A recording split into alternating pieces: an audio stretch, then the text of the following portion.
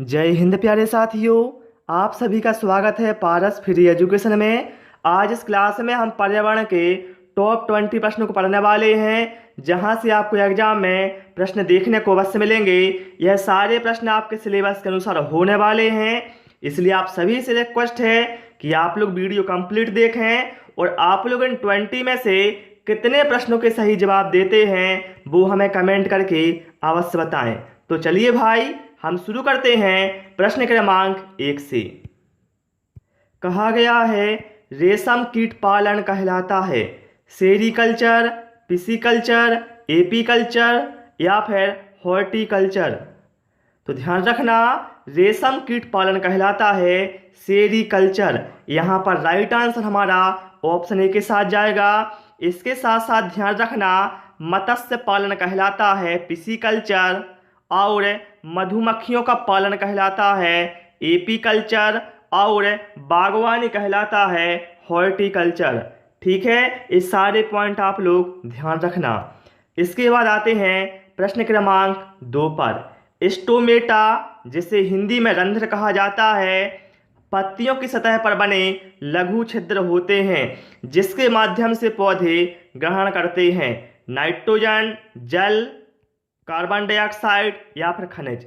तो ध्यान रखना, पौधों की पत्तियों में स्टोमेटा या रंध्र होते हैं जिनसे वह कार्बन डाइऑक्साइड को ग्रहण करते हैं। तो यहाँ पर राइट आंसर भैया हमारा ऑप्शन बी के साथ चला जाएगा।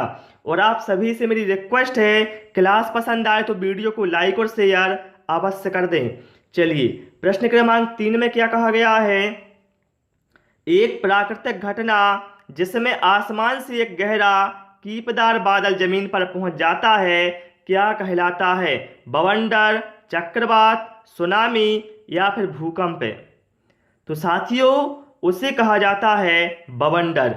यहाँ पर राइट आंसर हमारा ऑप्शन ए के साथ चला जाएगा। चलिए, प्रश्न क्रमांक 4 पर आते हैं। संयुक्त राष्ट्र के सर्वोत्तम पर्यावरण सम्मान चैंपियंस ऑफ द अर्थ पुरस्कार 2018 से किसे सम्मानित किया गया। नरेंद्र मोदी, मेधा पाटकर, उमा भारती या फिर सोमा बांगेयोक। बहुत ही इंपॉर्टेंट क्वेश्चन है, तो ध्यान रखना, चैंपियंस ऑफ द अर्थ पुरस्कार 2018 से सम्मानित किया गया था भारत के प्रधानमंत्री नरेंद्र मोदी जी को। ठीक है, ध्यान रखना, संयुक्त राष्ट्र का यह सर्वोत्तम सम्मान है। ठीक है, पर्यावरण सम्मान है। ओके, चलिए प्रश्न क्रमांक 5 पर आते हैं। कहा है निम्नलिखित में से कौन एक वैश्विक तापन के लिए उत्तरदायी नहीं है। मीथेन, जलवाष्प, ऑर्गन या फिर कार्बन डाइऑक्साइड। देखिए, जब बात की जाती है वैश्विक तापमान की तो बहुत सारे छात्र सोचते भैया ये है क्या। ध्यान रखना भैया, इसे कहा जाएगा ग्लोबल वार्मिंग। क्या ग्लोबल वार्मिंग है भैया ये। और इसके लिए जो ग्रीन हाउस गैसें होती हैं वह उत्तरदायी होती हैं, जैसे मीथेन, कार्बन डाइऑक्साइड, जलवाष्प, नाइट्रस ऑक्साइड, क्लोरोफ्लोरोकार्बन। ये क्या है, ग्लोबल वार्मिंग के लिए उत्तरदायी होती हैं। लेकिन जो ऑर्गन है, ऑर्गन भैया ग्लोबल वार्मिंग या वैश्विक तापन के लिए उत्तरदायी नहीं है। तो यहाँ पर राइट आंसर हमारा ऑप्शन सी के साथ जाएगा। प्रश्न क्रमांक 6। सरिस्का एवं रणथंभौर निम्न में से किन जानवरों के लिए संरक्षित राष्ट्रीय उद्यान है। सिंह, बाघ, हिरण या फिर भालू। तो ध्यान रखना, सरिस्का राष्ट्रीय उद्यान और रणथंभौर राष्ट्रीय उद्यान, यह दोनों बाघ संरक्षण के लिए राष्ट्रीय उद्यान है। ठीक है, और भैया एक प्रश्न यहाँ से और बनता है कि सरिस्का राष्ट्रीय उद्यान और रणथंभौर राष्ट्रीय उद्यान कहाँ पर है। तो दोनों ही यह राष्ट्रीय उद्यान राजस्थान में है। कहाँ पर है, राजस्थान में भी आप ध्यान रखना। प्रश्न क्रमांक 7। मेंढकों में अंडों से बच्चे निकलकर खालिस्तान में विकसित होते हैं। भ्रूण, युग्मज, प्यूपा या फिर टेडपोल। तो ध्यान रखना, मेंढकों में अंडों से जो बच्चे हैं वह निकलकर विकसित होते हैं टेडपोल में। तो यहाँ पर राइट आंसर हमारा ऑप्शन डी के साथ जाएगा। ठीक है, और जिन लोगों ने अभी तक हमारे चैनल को सब्सक्राइब नहीं किया है, आप सभी से रिक्वेस्ट है चैनल को सब्सक्राइब कर लें, जिससे आपको आने वाले समय में और भी नए नए शानदार वीडियो मिलते रहें। कहा है यह सलाह दी जाती है कि नीलगिरी के पेड़ बाहेतमल या तालाबों के किनारे लगाए जाएं। तो ऐसा क्यों होता है? यह पेड़ ऐसा क्या करते हैं? सौंदर्य वृद्धि करते हैं, बुरी गंध को दूर रखते हैं, कार्बन डाइऑक्साइड को अवशोषित कर लेते हैं, या फिर भुक्त शेष जल को सोखते हैं और वातावरण में शुद्ध जल वाष्प को रिलीज करते हैं। तो ध्यान रखना साथियों, जो नीलगिरी के पेड़ हैं हमेशा सलाह दी जाती है कि इन वृक्षों को बाहेतमल तालाबों के किनारे लगाएं, क्योंकि ये क्या करते हैं, जो वेस्ट वाटर होता है उसको अवशोषित करते हैं और उसके बजाय वातावरण में शुद्ध जल वाष्प को रिलीज करते हैं। तो यहाँ पर राइट आंसर हमारा ऑप्शन सी के साथ जाएगा। देखिए यहाँ क्या है, यह ए भुक्त शेष। भुक्त शेष का मतलब होता है वेस्ट वाटर। ठीक है, चलिए इसके बाद आते हैं हम प्रश्न क्रमांक 9 पर। पृथ्वी के चारों ओर वायुमंडल है। हाँ बिल्कुल, पृथ्वी के चारों ओर वायुमंडल है, जबकि चंद्रमा ऐसा पर्याप्त खालिस्तान के अभाव की वजह से है। देखिए हम सभी जानते हैं पृथ्वी पर क्या है, वायुमंडल है, लेकिन चंद्रमा पर वायुमंडल नहीं है। तो चंद्रमा पर बताना है किसका अभाव है, जिसकी वजह से वायुमंडल नहीं है।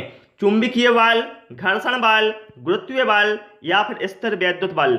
तो यहाँ पर राइट आंसर हमारा क्या होगा, ऑप्शन सी। चंद्रमा पर अभाव है गुरुत्वीय बल का, इसीलिए चंद्रमा पर वायुमंडल नहीं है। ठीक है भाई, चलिए प्रश्न क्रमांक 10। उष्णकटिबंधीय वर्षावन यहाँ नहीं देखे जाते। भारत, ग्रीनलैंड, अफ्रीका या फिर इंडोनेशिया। तो ध्यान रखना साथियों, जो उष्णकटिबंधीय वर्षावन है यह ग्रीनलैंड में नहीं देखे जाते। ठीक है, चलिए इसके बाद आते हैं हम प्रश्न क्रमांक 11 पर। और आप सभी लोग भाई सारे प्रश्नों के आंसर ईमानदारी से या तो कमेंट करते जाएं या फिर कॉपी में नोट करते जाएं। डोडो पक्षी इसका एक उदाहरण है। लुप्तप्राय प्रजातियां, विलुप्त प्रजातियां, विलोप उन्मुखी प्रजातियां या फिर स्थानिक प्रजातियां। तो जो डोडो पक्षी है यह क्या है भैया, यह डोडो पक्षी विलुप्त प्रजाति है। कैसी प्रजाति है, एक विलुप्त प्रजाति है। तो यहाँ पर राइट आंसर हमारा ऑप्शन बी के साथ जाएगा। ठीक है, और जो विलुप्त होने के कगार पर होती हैं उन्हें कहा जाता है लुप्तप्राय। ठीक है, चलिए प्रश्न क्रमांक 12 है। जीवाणुज बीमारियां कौन सी हैं, मतलब कौन सी बीमारी हैं जो जीवाणुओं से होती हैं। पोलियो और चिकनपॉक्स नहीं भैया, चिकन इसमें नहीं। दाद और फीता कृमि नहीं। पेचिस और मलेरिया नहीं। बल्कि जीवाणुओं से होने वाली बीमारी कौन सी हैं, टाइफाइड और टीबी।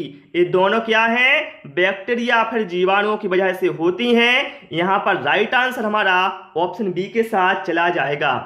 ठीक है, चलिए इसके बाद आते हैं हम प्रश्न क्रमांक 13 पर। कहा है निम्नलिखित में से किस प्रकार के वनों में अधिकतम पादप विविधता पाई जाती है।